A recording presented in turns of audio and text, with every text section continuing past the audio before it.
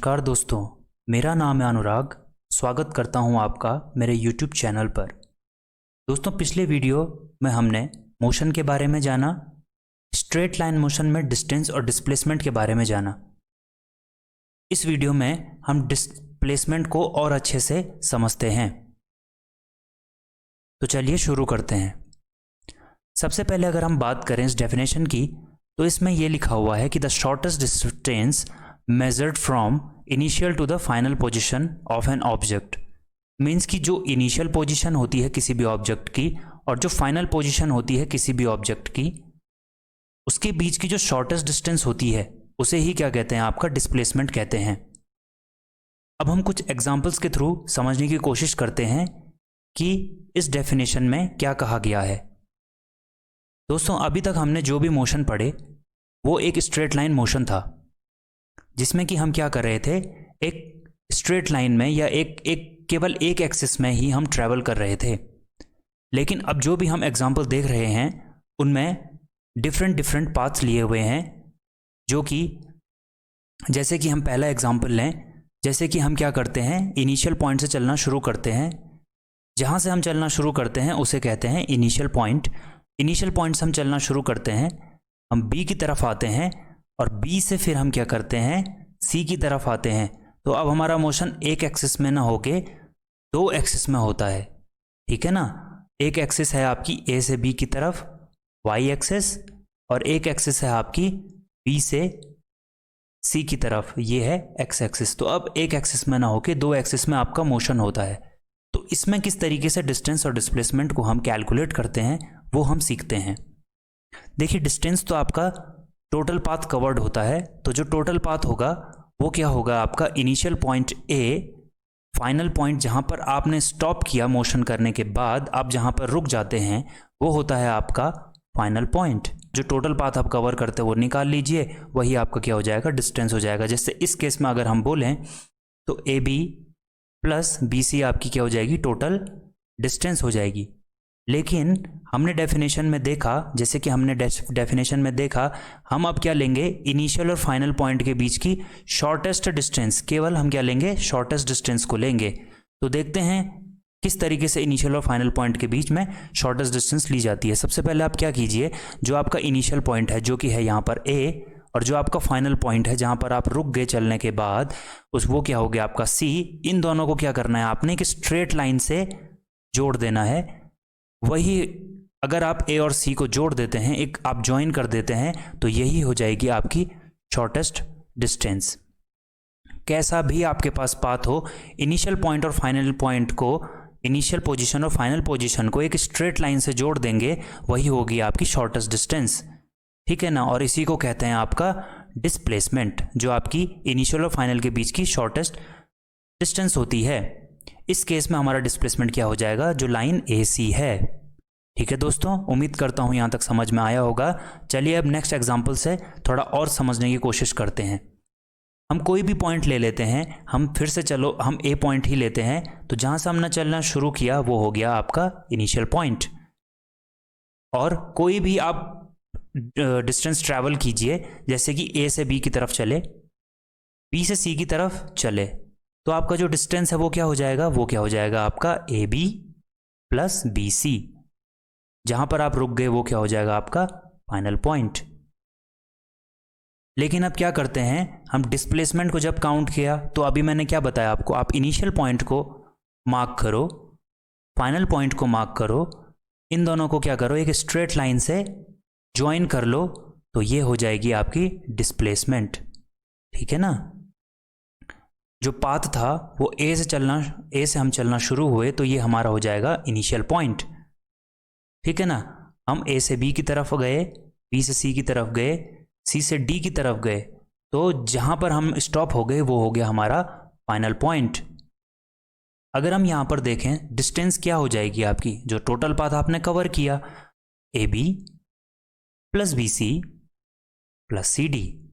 लेकिन अगर हम डिस्प्लेसमेंट की बात करें तो क्या करेंगे, इनिशियल पॉइंट को मार्क करेंगे, फाइनल पॉइंट को मार्क करेंगे, उन दोनों को एक स्ट्रेट लाइन से ज्वाइन कर देंगे, तो यही हो जाएगा आपका डिस्प्लेसमेंट। इस केस में ये हो जाएगा आपका डिस्प्लेसमेंट।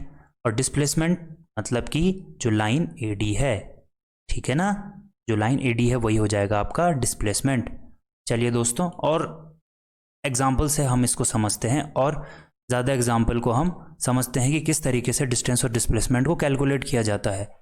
डिस्प्लेसमेंट निकालना तो आपके लिए अब बहुत आसान हो जाएगा अगर आप सिर्फ इस लाइन को याद कर लेते हैं कि इनिशियल और फाइनल पॉइंट के बीच की शॉर्टेस्ट डिस्टेंस को ही हम क्या कहते हैं, डिस्प्लेसमेंट कहते हैं। और शॉर्टेस्ट डिस्टेंस को कैसे बनाया जाता है, इनिशियल पॉइंट को मार्क कीजिए, फाइनल पॉइंट को मार्क कीजिए, उन दोनों को एक स्ट्रेट लाइन से ज्वाइन कर दीजिए, वही हो जाएगी आपकी डिस्प्लेसमेंट। जैसे कि अब इस एग्जाम्पल में देखें, हमने क्या किया, ए पॉइंट से हम चलना शुरू हुए, हमने एंटी क्लॉकवाइज मतलब जो क्लॉक की डायरेक्शन होती है, क्लॉक इस तरफ अगर चलती है ना तो हम क्या करेंगे, एंटी क्लॉकवाइज चलते हैं हम एक बार, ठीक है ना। तो हम अगर एंटी क्लॉकवाइज चले, हमने जो पाथ ट्रैवल किया वो क्या हो जाएगा आपका, सरकमफ्रेंस ऑफ द सर्किल। अगर हम ये टोटल पाथ कवर करते हैं एंटी क्लॉकवाइज, इधर से हम चलना शुरू हुए, हमने टोटल जो ये पाथ कवर किया, ये क्या होता है आपका सरकमफ्रेंस। सरकमफ्रेंस क्या होता है, जो सर्किल का टोटल, अगर हम एक रिवॉल्यूशन देखें, एक रिवॉल्यूशन हम जब कंप्लीट कर लेते हैं वही होता है आपका सरकमफ्रेंस, ठीक है ना। और ये कितने के बराबर होता है आपका, 2πr, जिसमें r क्या होती है आपकी, जो रेडियस होती है, ठीक है ना। और पाई की जो वैल्यू होती है वो होती है 22/7, ये कांस्टेंट है, या फिर 3.14, ठीक है दोस्तों। लेकिन जो डिस्प्लेसमेंट होगा, अब आप देखिए वो क्या होगा, हमने ए पॉइंट से चलना शुरू किया था, तो इनिशियल पॉइंट यहाँ पर हम पूरा इसका सरकमफ्रेंस पे हमने क्या किया, एक राउंड कंप्लीट किया, फिर हम पहुंच गए ए पॉइंट पर ही, तो इनिशियल और फाइनल पॉइंट क्या हो गए, आपस में क्या हो गए, अब मर्ज हो गए हैं। अगर आपस में मर्ज हो गए तो इन दोनों के बीच की डिस्टेंस क्या हो जाएगी, 0, है ना। उसके बाद अगर हम इस वाले एग्जाम्पल पे देखें, अब हमने क्या किया, इनिशियल पॉइंट जहाँ से हमने चलना शुरू किया वो पॉइंट ए है, हम एंटी क्लॉकवाइज डायरेक्शन में चलते हैं, रेड कलर से जो मैं पाथ अभी आपका ड्रॉ कर रहा हूँ उस पाथ में हम चल के सिर्फ बी तक ही आते हैं। अगर हम बी तक ही आते हैं तो अब हमारी जो डिस्टेंस हो जाएगी वो क्या हो जाएगी, जो टोटल पाथ आपने क्या किया, कवर किया।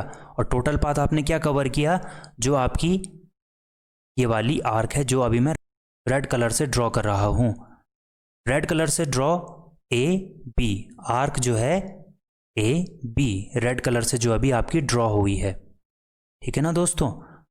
लेकिन अगर हम यहीं बात करें डिस्प्लेसमेंट की, तो आप क्या करेंगे, इनिशियल पॉइंट को मार्क कीजिए, जहां पर आप स्टॉप हुए फाइनल पॉइंट उसको मार्क कीजिए, उन दोनों को एक स्ट्रेट लाइन से जोड़ दीजिए, यही होगी आपकी डिस्प्लेसमेंट। तो देखा दोस्तों, कितनी आसानी से आप डिस्प्लेसमेंट को कैलकुलेट कर सकते हैं। अगर हम एक और एग्जांपल से देखेंगे और इसमें विद प्रूफ देखेंगे कि क्या डिस्प्लेसमेंट सच में शॉर्टेस्ट डिस्टेंस होती है या नहीं।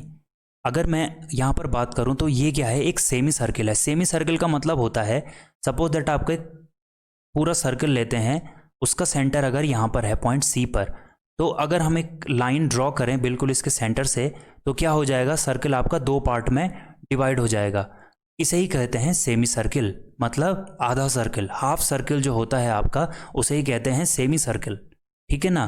अगर हम यहाँ पर बात करें डिस्टेंस की, जब हम ए से चलना शुरू हुए, इनिशियल पॉइंट हम क्या किया, हमने इसके सरकमफ्रेंस के हम क्या करें, अलोंग चले और पॉइंट बी पर पहुंचे, ये हो गई हमारी फाइनल पॉइंट। तो हमारा जो डिस्टेंस हो जाएगा वो क्या हो जाएगा, इसका जो सरकमफ्रेंस होगा वही तो होगा, ठीक है ना। और वो कितना होगा, अगर टोटल सर्किल के केस में सरकमफ्रेंस होता है 2πr, जब इसको 2 पार्ट में डिवाइड कर दिया तो वो तो सरकमफ्रेंस भी क्या हो जाएगा, डिवाइड बाय 2 हो जाएगा, तो कितना आ गया, πr, ये भी अब आधा हो जाएगा। अगर पाई की वैल्यू अगर हम देखें तो या तो 22/7 या फिर 3.14, ठीक है ना। और थोड़ी देर के लिए मैं इसको क्या मान लेता हूँ, 3 मान लेता हूँ, ठीक है ना। 3.14 को मैंने क्या मान लिया, 3 मान लिया। अगर डिस्प्लेसमेंट की बात करूँ तो मैं क्या करूँगा, इनिशियल पॉइंट को मार्क करूँगा, फाइनल पॉइंट को मार्क करूँगा, इन दोनों को एक स्ट्रेट लाइन से जोड़ दूंगा, तो वही क्या हो जाएगी, हमारी डिस्प्लेसमेंट। तो इस केस में डिस्प्लेसमेंट क्या हो गई, जो हमारी लाइन ए बी है। और अगर आप ध्यान से देखें, जो लाइन ए बी है वो है क्या, यहाँ पर से आपका जो रेडियस है वो आर है, इधर भी आपका रेडियस आर होगा, तो अब जो ये टोटल ए बी जो लाइन की डिस्टेंस हो जाएगी वो कितनी हो जाएगी आपकी 2r, जो कि r प्लस आर हुआ, तो कितना हो गया आपका 2r। ठीक है ना। अब देखिए जो क्या होता है आपका डायामीटर, ठीक है ना, इज इक्वल टू 2r। अगर हम यहाँ देखें तो पहले केस में डिस्टेंस क्या आई, जब हमने ए बी, जो ए बी थी वो जब हमने सर्कमफ्रेंस के अलोंग चले तो हमारा जो डिस्टेंस आया वो आया 3r। जब हम ए और बी के बीच में हम जब मार्क करते हैं और एक स्ट्रेट लाइन खींचते हैं तो हमारा जो डिस्टेंस आता है वो आता है अगर 2r। छोटा कौन सा है आपका 2r, क्योंकि r तो कांस्टेंट है। अगर मैं r को कोई वैल्यू 2 मान लेता हूं सपोज दैट, तो ये वैल्यू कितनी आ जाएगी, r की वैल्यू अगर मैं 2 रखूं तो ये कितना आ जाएगा आपका 6 सेंटीमीटर। और अगर r की जगह मैं यहाँ पे 2 रखूं तो 2 इंटू 2 कितना हो जाएगा 4 सेंटीमीटर। यहाँ पे अगर 2 रखूं तो r 3 इंटू 2 कितना हो जाएगा आपका 6, और यहाँ पर r रखा तो 2 इंटू 2 4। तो कौन छोटा है, 4 सेंटीमीटर छोटा है 6 से। तो हमने इससे क्या देखा कि डिस्प्लेसमेंट जो होता है वो क्या होता है, शॉर्टेस्ट डिस्टेंस होती है। ठीक है ना, ये यहाँ से मैंने आपको प्रूफ करके भी दिखा दिया। नेक्स्ट अगर हम देखें दोस्तों, ये हमारा स्ट्रेट लाइन का पाथ है जो हम पहली वीडियो में एक बार अच्छे से देख चुके हैं। ठीक है ना। लेकिन अब हम क्या करते हैं कि ओ से हम चले थे, पिछले जो हमने क्लास पढ़ी थी उसमें ये था कि ओ से चले थे, ओरिजिन से चले थे और ओरिजिन पे ही वापस आ गए थे पूरा ट्रैवल करके। लेकिन अब हम क्या करेंगे, पूरा वापस ना आकर किसी एक पॉइंट पर हम स्टॉप हो जाते हैं। तो अगर हम यहाँ से चलना शुरू हुए तो ये हमारा हो गया इनिशियल पॉइंट। हम सी से बी से ए की तरफ गए, फिर वापस आके हम क्या करते हैं, अब बी पर स्टॉप हो जाते हैं।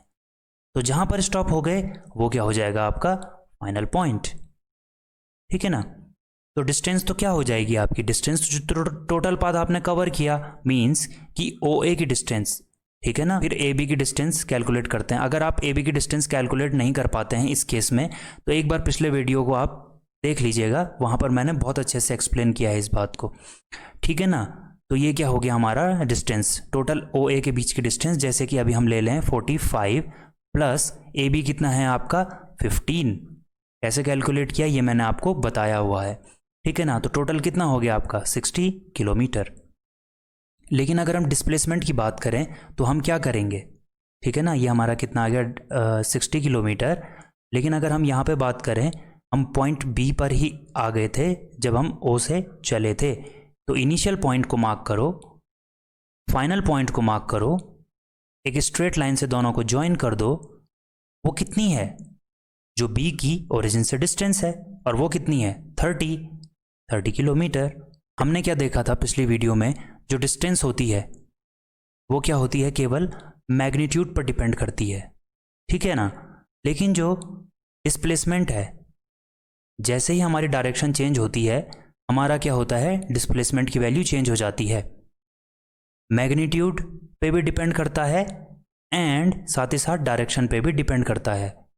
तो जो भी ऐसी क्वांटिटी होती हैं जो केवल मैग्नीट्यूड पर डिपेंड करती हैं, इसको हम कहते हैं स्केलर क्वांटिटीज़। और जो क्वांटिटीज़ हमारी मैग्नीट्यूड एंड डायरेक्शन दोनों पर डिपेंड करती है उसको कहते हैं वेक्टर क्वांटिटीज़। आप किसी भी पाथ पे चले जाइए, आप ओ से सी ए बी जहाँ पर भी आपको आना है सी तक, तो आप टोटल पाथ जितना भी कवर किया वो होगा डिस्टेंस। मतलब आपने अगर डायरेक्शन चेंज भी कर दी तब भी फ़र्क नहीं पड़ा, तो ये हो गया आपका डिस्टेंस, क्योंकि इसमें केवल मैग्नीट्यूड से फ़र्क पड़ता है। डिस्प्लेसमेंट में क्या हुआ, जैसे ही पाथ बदला तो वैसे ही आपका क्या हो गया था, डिस्प्लेसमेंट और डायरेक्शन में चेंज आना शुरू हो गया था। इसका मतलब क्या हुआ, यहाँ से जब डायरेक्शन बदली तो दोनों में क्या होने लगा, डायरेक्शन की वजह से जो डिफरेंस आने लगा वो इसलिए क्योंकि ये एक वेक्टर क्वांटिटी है और इसमें डायरेक्शन भी मैटर करती है। ठीक है दोस्तों।